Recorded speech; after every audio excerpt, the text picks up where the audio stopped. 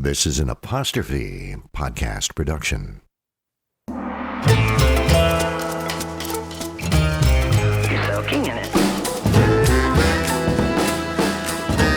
You're gonna love it in an instant. Your teeth look whiter than no.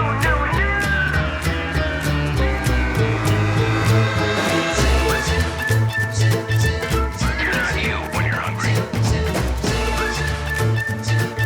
You're in good hands with Austin.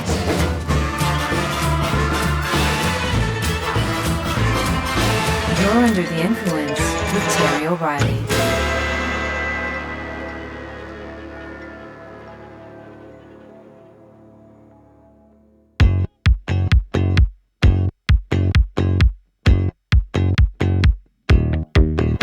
Back in 1978, an Australian rock band was formed in Melbourne called Men at Work. The band released its debut album in 1982 titled Business as Usual. The first single from that LP was Who Can It Be Now?, which reached number 1 on the Billboard Hot 100. 10 weeks later, the second single, Down Under, was released and soared to number 1 as well. It was one of the few major rock songs to feature a flute solo.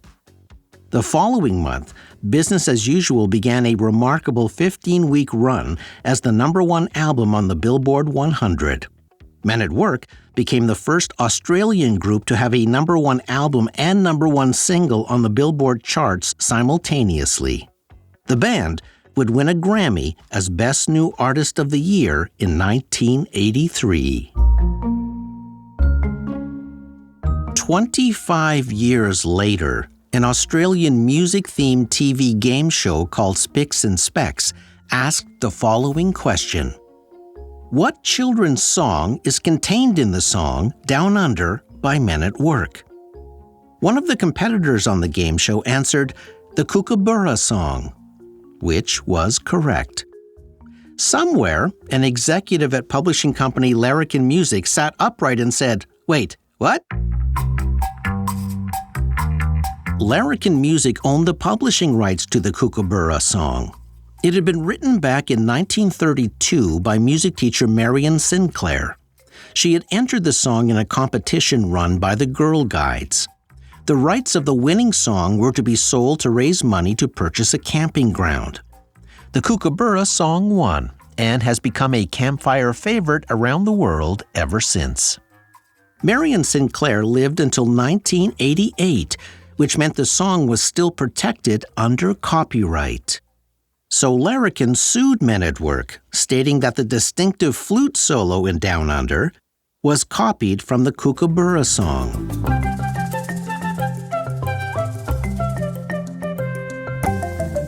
Larrikin demanded 60% of the music royalties.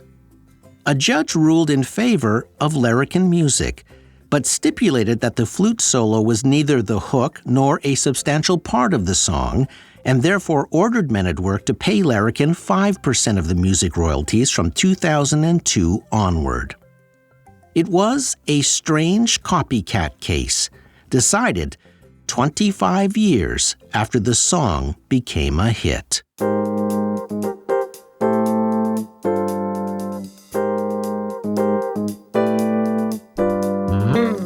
There are some strange copycat cases in the world of marketing, too.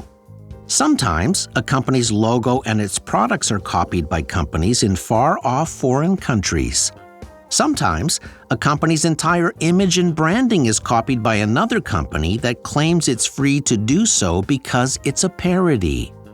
And sometimes, a cultural icon is revealed to be a copycat product, and the original is relegated to history as a cheap knockoff imitator. It's a recipe for lawsuits.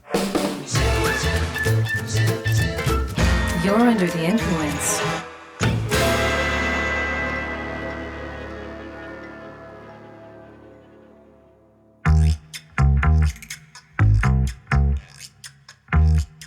If you were looking to save money in Beijing, you might visit a department store called Wumart. Not Walmart, Wumart. Like the giant American retailer, the Wumart department stores have a conspicuous blue logo. They offer low prices, the stores are well lit, very clean, and its wares are thoughtfully displayed. Although the products may differ a bit from the ones you may be used to. The Wumart food department features basins full of live fish, sea turtles, birds' nests, pig's feet, and sea cucumbers. Walmart entered China in 1996 and has around 400 stores. Wumart, on the other hand, was started in 1994 by a Chinese Stanford University student who had developed an IT system for retailers. He couldn't generate any interest from American companies, so he returned to China and opened his own chain of retail stores. Today, Wumart has over 1,000 locations. Only 1.4% of urban Chinese households make more than $15,000 a year, so low prices are extremely important. In just over 10 years, Wumart has become the leading retailer in Beijing. Wumart maintains that only English-speaking people would notice the similarities between Wumart and Walmart, as the two names look completely different when written in Chinese. Although, a spokesperson for Wumart has candidly said they hope to become the Walmart of China.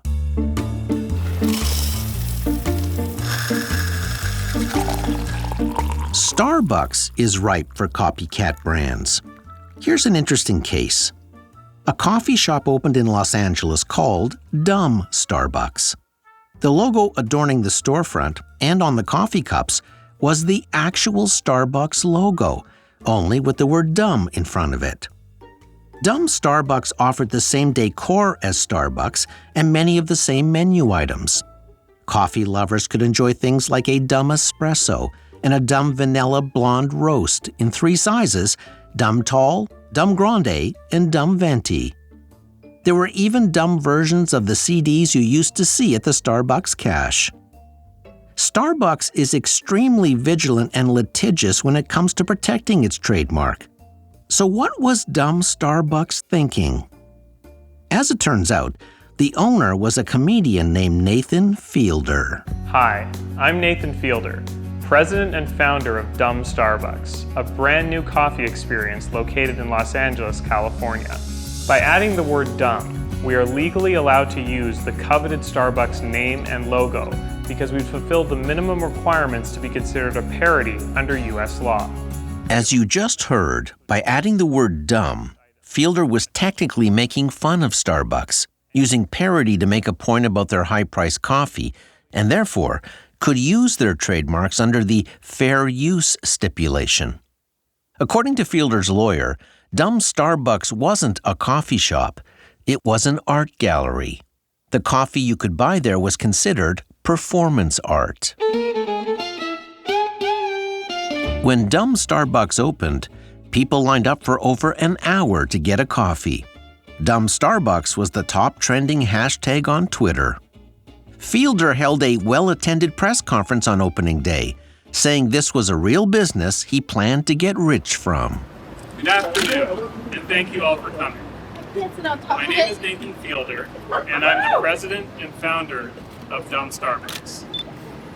Firstly, I'd like to thank our customers, neighbors, and the community of Los Feliz for embracing my independent coffee shop with open arms.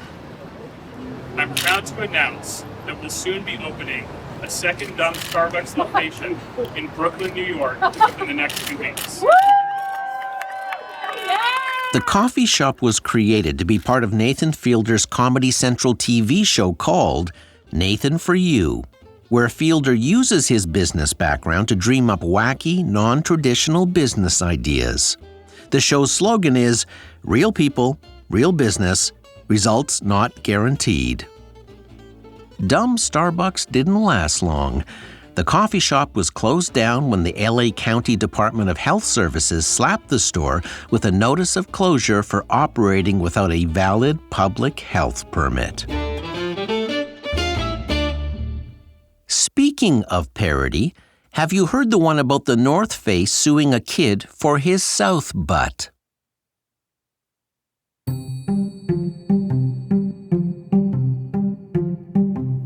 A first-year college student named Jimmy Winkleman needed a way to generate money to help pay his tuition.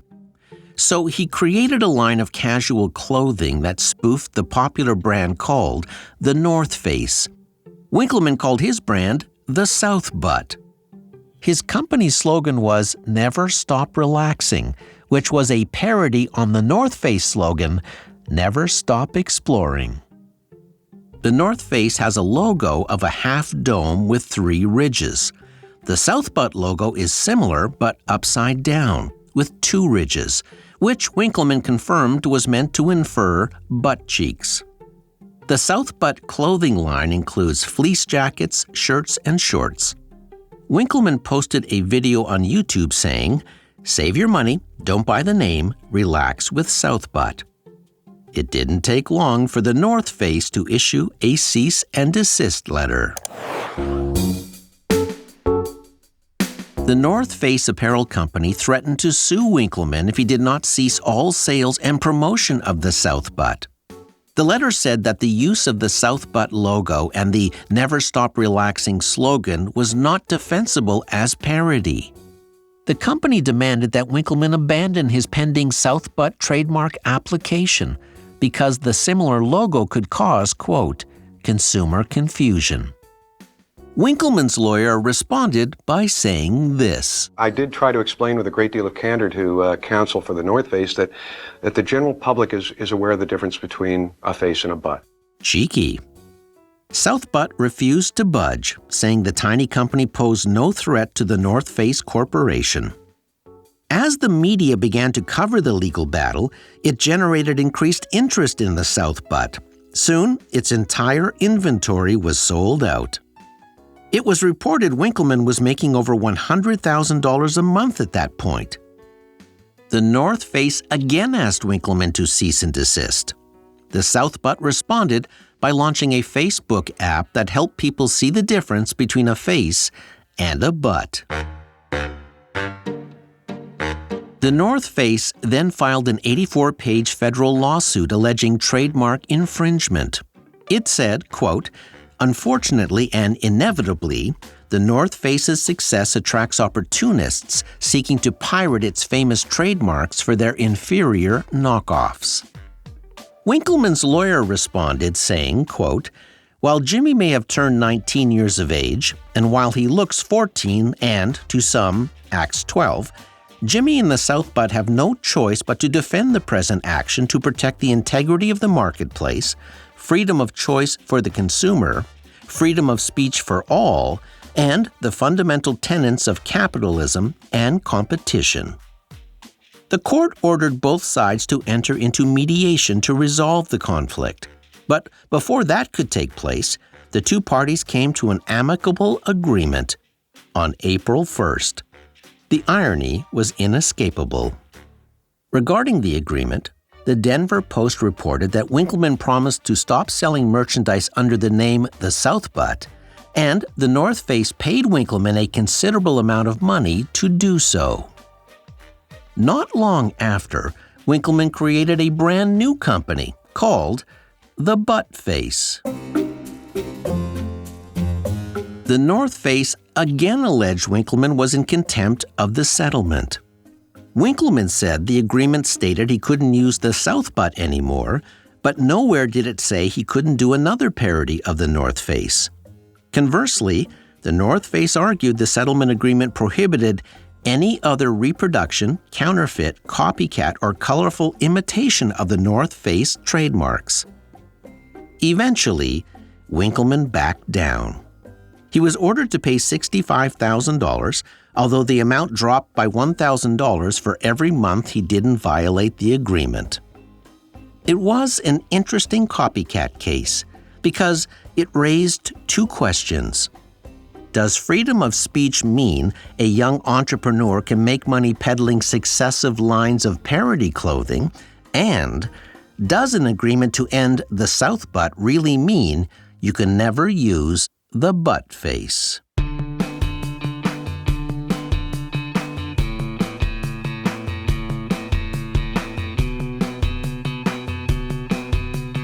A popular burger chain that began in Southern California back in 1948 is called In-N-Out. It currently has nearly 400 locations across the U.S. Not long ago, it discovered a copycat brand operating in Australia.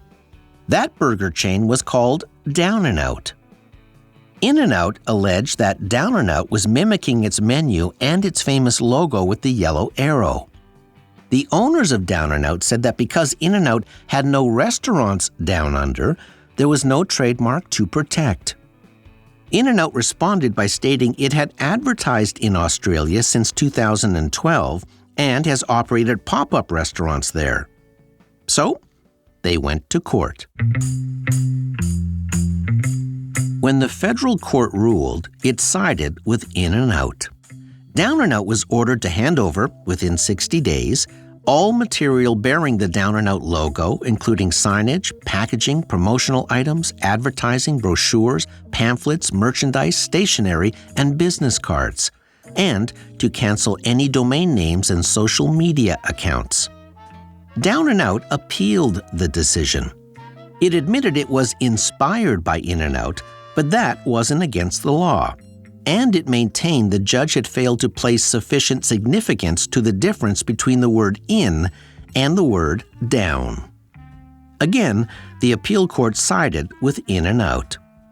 The justice said the Australian company had, quote, sailed too close to the wind by crossing the line between inspiration and appropriation, and sought to attract customers by having them wonder whether Down-N-Out was, indeed, In-N-Out Burger, or perhaps a down-market or down-under version.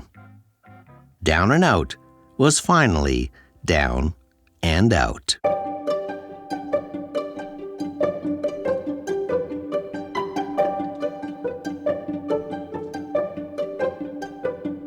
Can you guess what the best-selling cookie in the world is?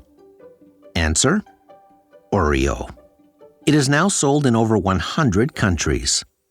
Oreo was first produced in 1912 by the National Biscuit Company, now known as Nabisco. But did you know Oreos are a copycat product? 4 years earlier, in 1908, another cookie was launched. It was 2 chocolate biscuits with a sweet vanilla cream in the center. That cookie was called Hydrox, and it was the result of a rift between 2 brothers who ran rival bakery companies. Back in the 1890s, brothers Joseph and Jacob Luce opened a bakery together in Kansas City, Missouri. It was very successful, and Jacob, who had a knack for business, knew that in order to grow, they would have to merge with other bakeries. Through several acquisitions, Jacob created the American Biscuit and Manufacturing Company. This new business was now the second largest bakery in the country at the time. For the next 7 years, their company fought other big bakery corporations in what seemed like a race-to-the-bottom price war. It was grueling work, and the pressure and strain caused Jacob's health to suffer. To recuperate, he moved to Europe, and his brother Joseph took over temporarily. Joseph believed the only way to win the price war was to merge with 2 other rival bakeries and create an even bigger company. Jacob disagreed strongly and wrote letters from his sickbed urging Joseph not to merge. But there wasn't much he could do from so far away, so brother Joseph went ahead with the mergers and created the National Biscuit Company. Once Jacob recovered, he returned home and started his own company called the Sunshine Bakery.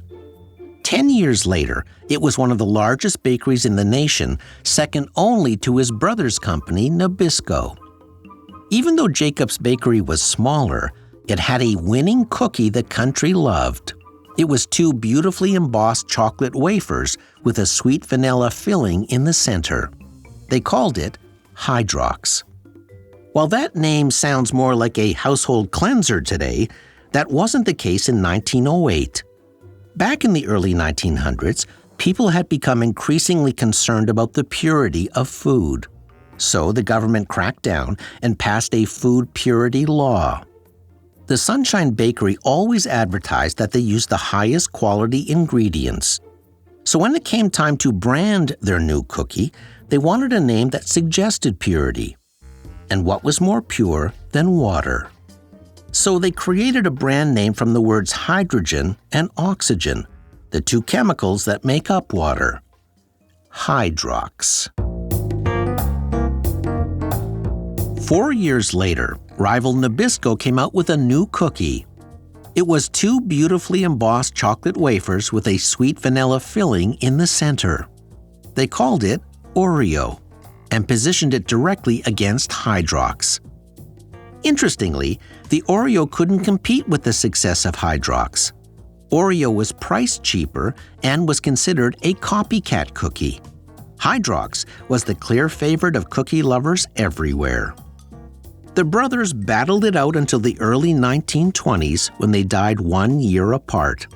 Jacob had the best-selling cookie, Joseph had the bigger company. Over the years, Nabisco grew to become a massive corporation with powerful marketing and distribution departments. It decided to put millions of dollars behind the marketing of the Oreo.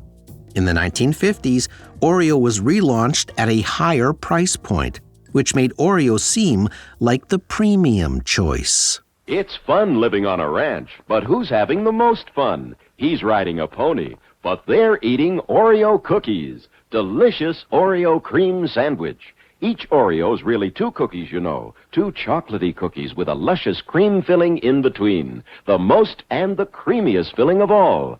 Oreo cream sandwich. Hydrox battled back, saying it was the original cream-filled chocolate cookie. This cookie is the perfect combination of delicious chocolate with just the right amount of vanilla filling. Do you know its name? Sunshine Hydrox? Which cookie is perfect as dessert or with your favorite desserts? Sunshine Hydrox. And which cookie is the original cream-filled chocolate cookie? Sunshine Hydrox. Anybody knows that. It became a rivalry like Coke versus Pepsi, the Beatles versus the Stones. But Hydrox couldn't compete with Nabisco's marketing muscle. Soon, the cookie began losing market share, and the public began thinking that Hydrox was a generic Oreo knockoff, even though Hydrox was the original. With sales continuing to fall, Hydrox cookies were finally pulled from the market in 2003. 12 years later, a company called Leaf Brands decided to resuscitate Hydrox. And in 2015, original recipe Hydrox cookies reappeared on grocery store shelves. By that time, Oreo was generating sales of $660 million annually. It was the best-selling cookie in the world and was marketed as Milk's favorite cookie. But sure enough, the feud reignited. In 2018, Leaf Brands filed a complaint with the Federal Trade Commission accusing Oreo of sabotaging Hydrox cookies in grocery stores. Oreo, now owned by snack food giant Mondelez, has a direct-to-store distribution model where employees of Oreo stock the grocery store shelves themselves. Leaf Brands maintained Oreo employees were using that access to hide Hydrox cookies by blocking or moving them to undesirable shelf positions. Mondelez has denied the claim. Leaf Brands is seeking $800 million in damages. And that's the way the cookie crumbles.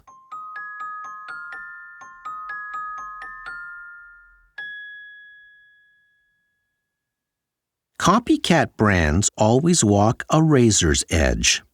While they hope to ride on the coattails of the original brand, they flirt with massive lawsuits at the same time. When it comes to trademarks, they have to be protected one country at a time. That sometimes opens up an opportunity for a copycat company to maintain a toehold in a country where the original brand hasn't filed for protection yet. Then there's the gray area of parodies.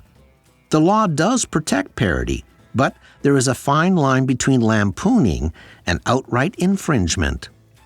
Jimmy Winkleman parodied the North Face, not once, but twice. But the courts didn't laugh either time. Yet Winkleman is undaunted. He went on to create Olop, which is polo spelled backwards. It's a clothing line that lampoons Ralph Lauren's trademark. The logo features a horse with a polo mallet riding a human. Dumb Starbucks was the most brazen parody challenge. It didn't merely mimic Starbucks, it literally duplicated Starbucks, and did it publicly, daring Starbucks to retaliate while using comedy as a shield. But sometimes, a copycat brand can succeed. Oreo was a revenge cookie. One brother copied the other brother's cookie, mid-feud, used marketing muscle to claim the #1 spot, and managed to make Hydrox seem like the pale imitator. It's a dog-eat-dog world out there. All the rest of us can do is manage our cookie preferences when you're under the influence. I'm Terry O'Reilly.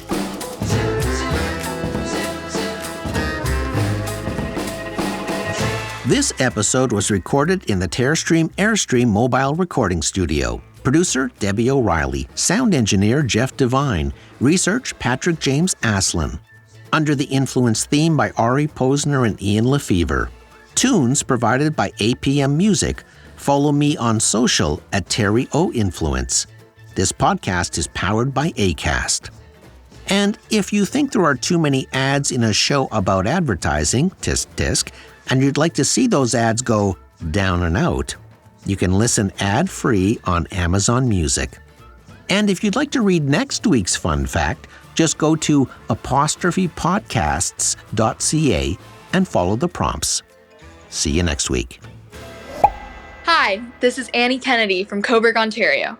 Fun fact, Oreo produces 40 billion cookies every year. If stacked together, they would circle the Earth 5 times.